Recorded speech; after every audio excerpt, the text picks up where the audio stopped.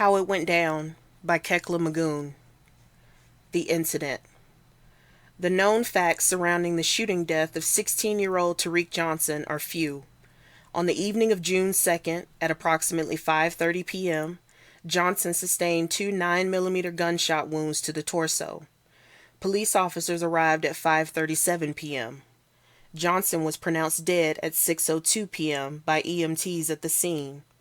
Police apprehended a person of interest, Jack Franklin, who was present when Johnson was shot, but left the scene in a borrowed vehicle shortly afterward.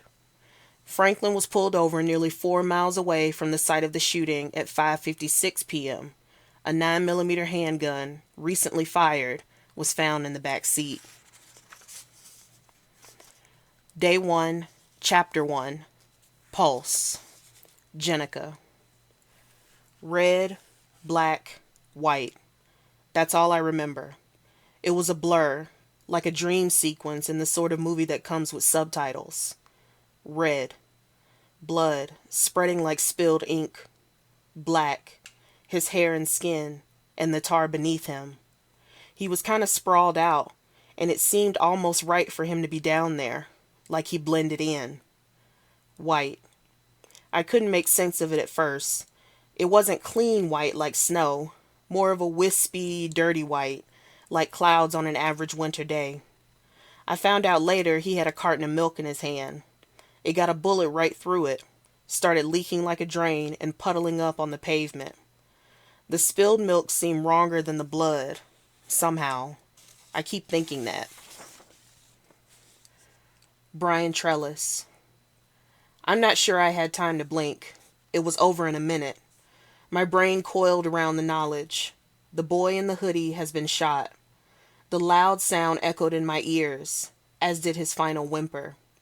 The soft clatter crash of his fall. The sound, yes, the sound of the look the shooter gave me. It had a voice, that look, sharp and clear like a bell. I ended up kneeling beside him, the wrecked, bleeding boy. Flat looking now, so flat. My hands got dirty. Sidewalk dust, glass shards, blood. I got blood on my lip. One nervous dart of my tongue and I tasted it. My throat filled with the need to retch. Nothing happened. Except I was blinking now, blinking down at the boy. His eyes were open, unblinking. Noodle. They do it in the movies. Reach down and close the dead asshole's eyes. But I wasn't about to touch him. He stared up at me, and it was fucking creepy. Jennica knelt beside him in the spreading gray-white pool. We gotta go, I told her, but she could not be moved. 1, 2, 3, 4, 5, she chanted, though the life was gone from his body. She wouldn't leave, wouldn't stop crying. I couldn't get her up. She stayed there, pumping on his chest and whatnot, a fierce kind of goddess in the half-light. We gotta go, I said again, and she looked up at me, eyes like switchblades, like she'd fight to the death to put it all back, put it right. She was striking hot, perfection. All I could think was, I'm with that. If it was up to me, we would have bugged out right away like the rest of the kings, but Jenica's too good for that. Every fucking minute, another thing reminds me I'm not good enough for her. Sammy. Run. All that was in my mind was fucking run. Couldn't think about T falling or the guy who shot him getting away, especially not him getting away. Couldn't think about T dying or how easy I could have stopped it, especially not how easy. Maybe he won't die. I tried to think it like a prayer. T's not a screw-up like me. He's lucky. 2 shots to the chest? Yeah, he could make it. It felt wrong to run, knowing that, but I couldn't stop the steam under my feet. I kept my eye on Brick's jacket and ran where he led me. Tried to forget I had a piece in my hand, sleek metal body, cold and strong, clutched in my warm, weak fingers. I fumbled it down into my belt, tried to forget I could have helped out Tariq with it, taken his killer down. The piece felt heavy at my waist, made running kind of awkward, but I kept on after Brick. I need a gun, I know that. But what good will it ever do me if when the moment comes, I can't stand up?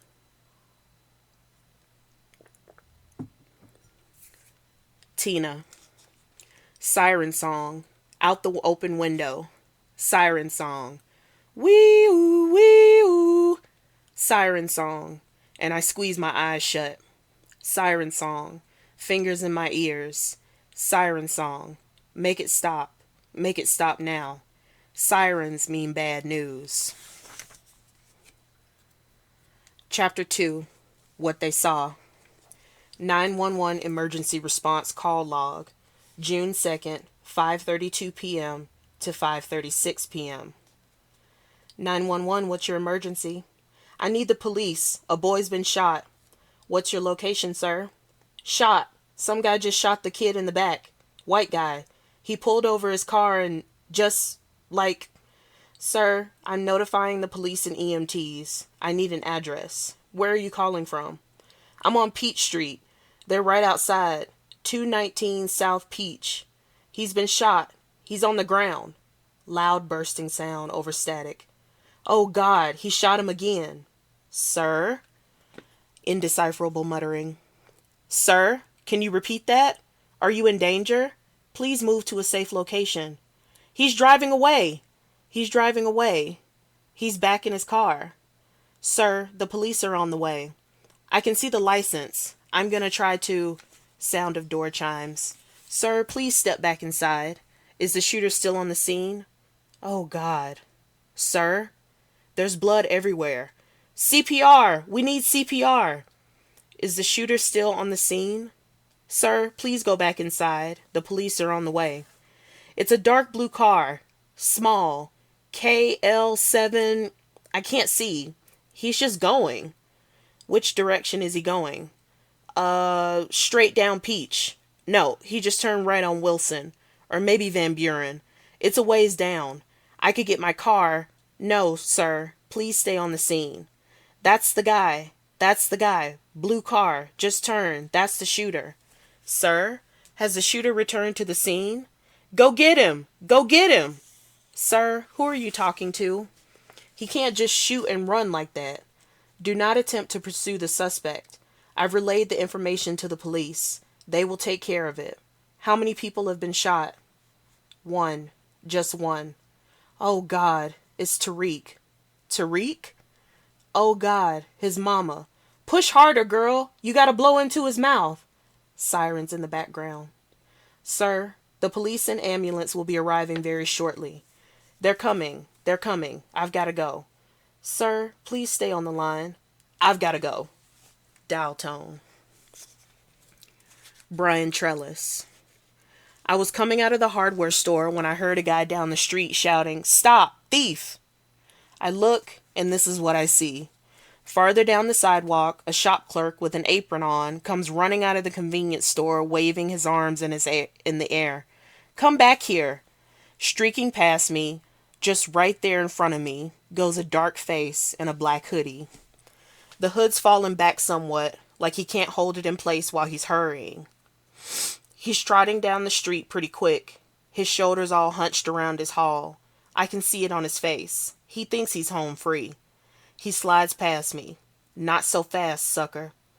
I step up after the little fool. There's a bunch of other guys around, but no one's making a move to stop him. By the looks, they're all members of the 8-5 Kings. They don't care enough to stop him, but he's not getting away. Not on my watch. I step up, clamp my hand down on his shoulder. I got a big hand, real meaty. Takes all of his shoulder under it like a handlebar. Not so fast, I tell him. The Kings scare me, sure, but not this little scrap of a kid. Hey, get up off me, yo. He starts squirming, but it's no work at all to hold him. Come on, he says. Let me go. This is a matter for the police, I say, holding firm. What's your problem, man? He says. Woo! Go the Kings crowding around us. Tariq's gonna take down the big man. I read it all wrong. He wasn't just passing by the Kings. I guess he's one of them.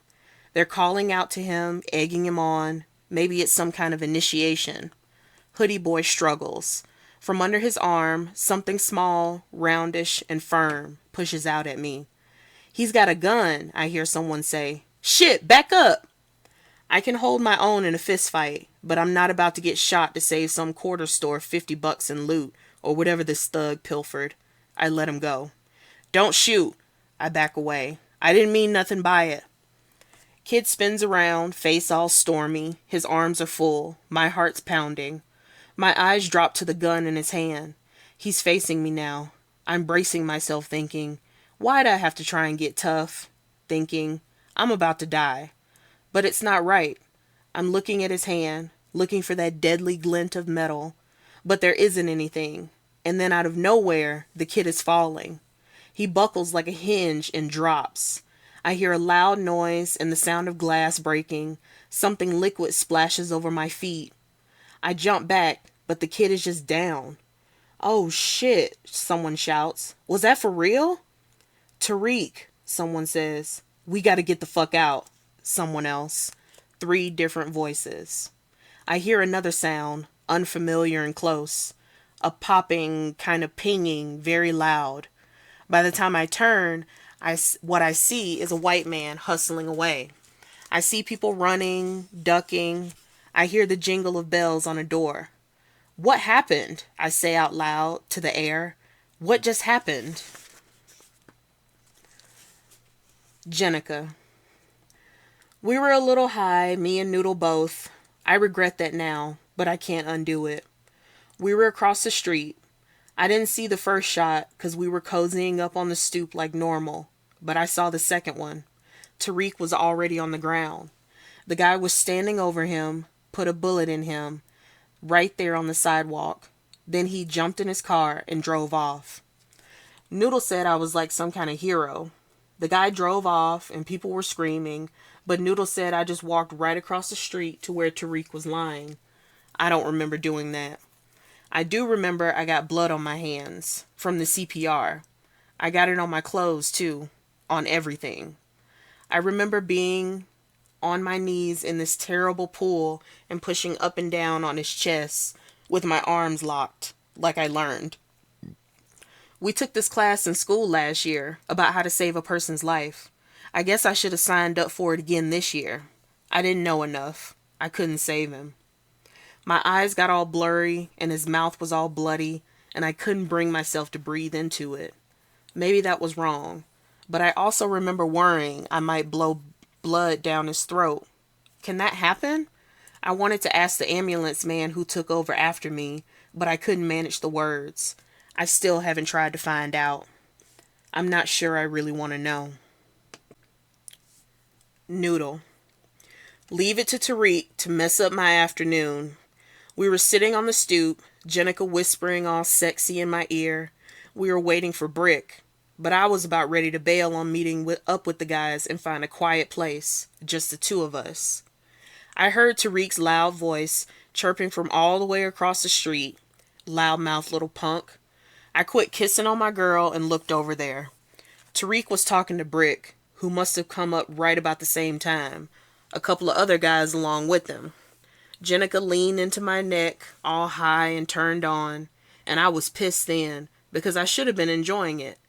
But there went T, arms full of milk and stuff. It figured. He would be too cheap to pay Rocky 5 cents for a grocery sack. He had some nerve talking shit to Brick after everything that went down last week. Brick was trying to get T to step up into the Kings for real, instead of dancing around the edges like he had been.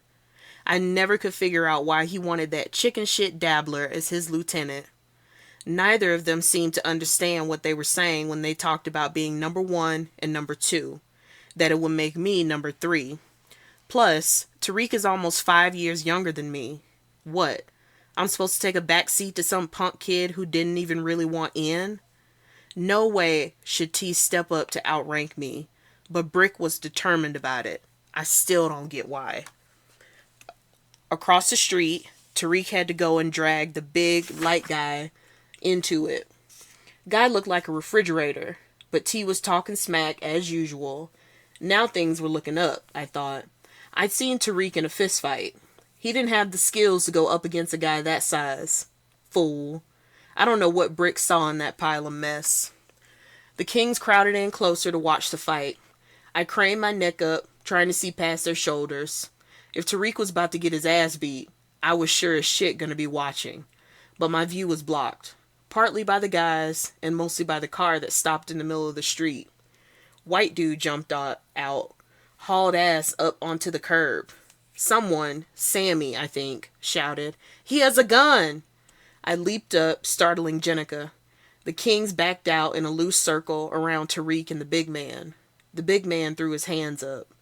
Tariq turned around, facing the new guy.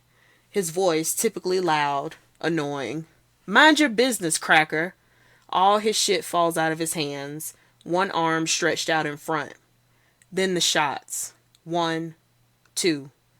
I thought, damn, that motherfucker's about to get made. T's talking shit 1 minute, the next he smokes a whitey right in front of Brick. That earned him a straight shot to the number 2 spot, no question. But it was Tariq who fell. Slow motion. The kings peeled off and scattered. White dude scrambled to his car. The gun in his hand was silver, 9mm. His arm straight down. Fingers still on the trigger. Wild eyes. I threw myself down on top of Jennica. We landed awkwardly against the stairs. Her fingers fluttered against my shirt, around my ribs. "Oh God," she murmured. "Oh my God." I stayed like that. I didn't know what else that crazy white bastard might do until the car rumbled off down the street with a squeal of tires. "Was that for real?" Sammy screamed. "We gotta get the fuck out of here," ordered Brick. "Now." Jennica pushed me off and ran across the street. "Tariq," she cried. She planted her hands on his chest and started CPR. Jake came running out of his liquor store, phone up against his ear, shouting, too.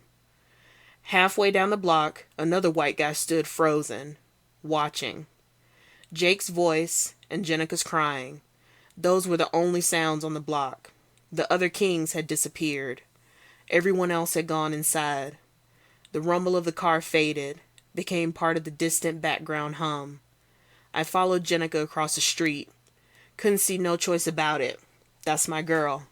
I stood on the curb, looked down at T's flat, leaking body. He was asking for it, I told myself.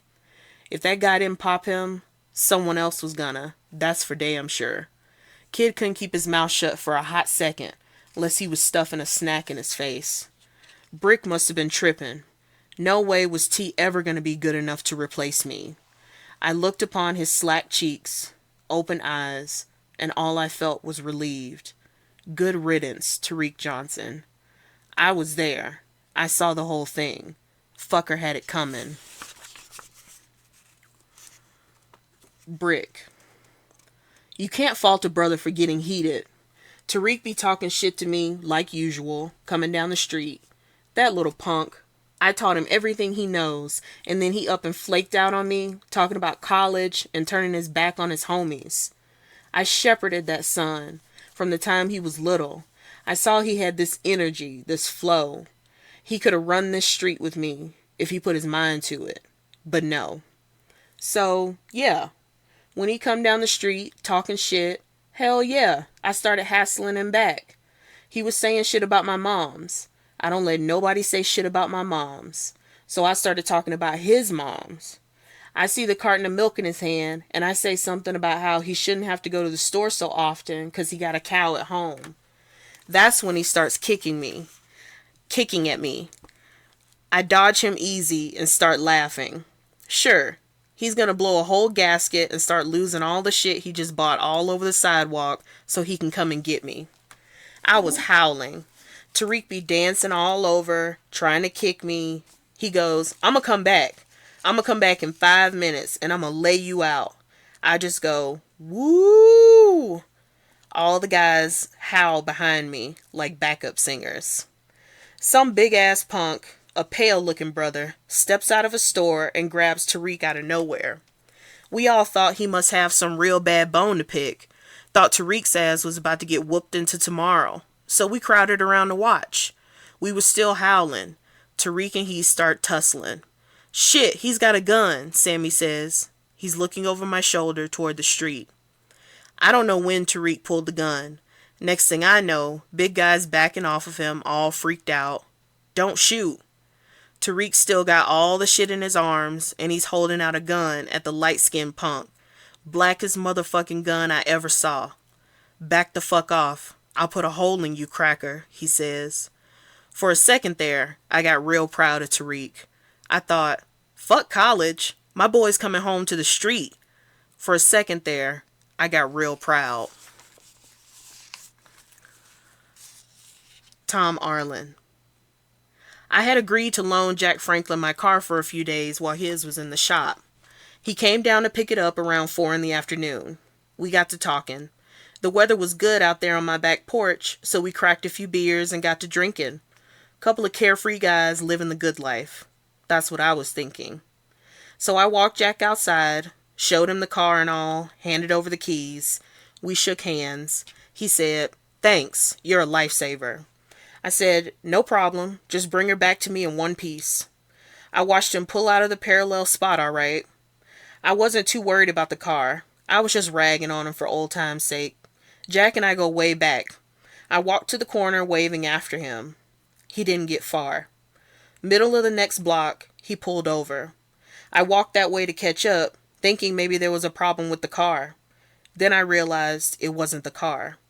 There was a whole fracas going on up the block. Bunch of gang members surrounding a white guy, threatening him, jostling him around in a circle. He towered over all of them, the white guy, but he looked scared shitless.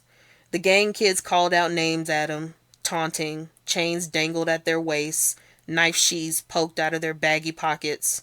It gave me shivers. I stopped at the corner, scared to go any closer. I've never had any problems in the neighborhood from the color of my skin. I keep my head down, go about my business. Most of the people are nice.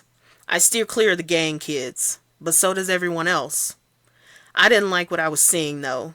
Jack stood up, my car door open. "Hey!" he yelled over at the group. "You let him alone." Jack's a braver man than I am. He walked around the car. I saw him raise up his arm, and I thought, he's going to go right in there and try to break it up. I held my breath, thinking they were going to fold him in, start hassling him. Instead, they parted. The big white guy stepped backward, out of the circle, holding his hands up like he was under arrest. Jack moved forward, arm raised. "Let him alone," he said again. "Mind your business, cracker," said this scrawny slip of a kid from the center of things. He came forward.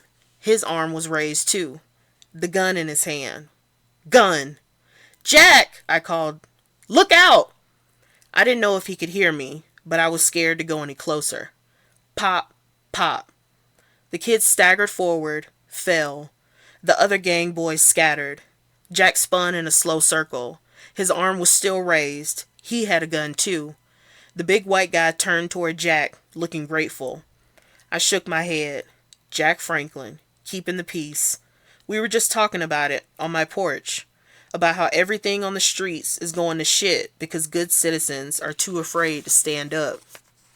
Look at me, for example, stuck on the corner watching it all go down, unable to do anything about it. The gang kids started moving back in. Sirens wailed in the background. Jack jumped in the car, drove off.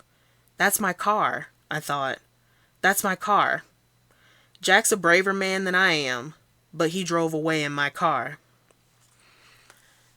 Edwin Rocky Fry. Tariq forgot his change is all. I stepped out in the street to try and catch him. I meant to do the right thing, get the kid his money back. It was $1.73. He bought a half a gallon of milk, a big pour jar of salsa, 2 rolls of toilet paper, and a Snickers bar. Paid me with a 10.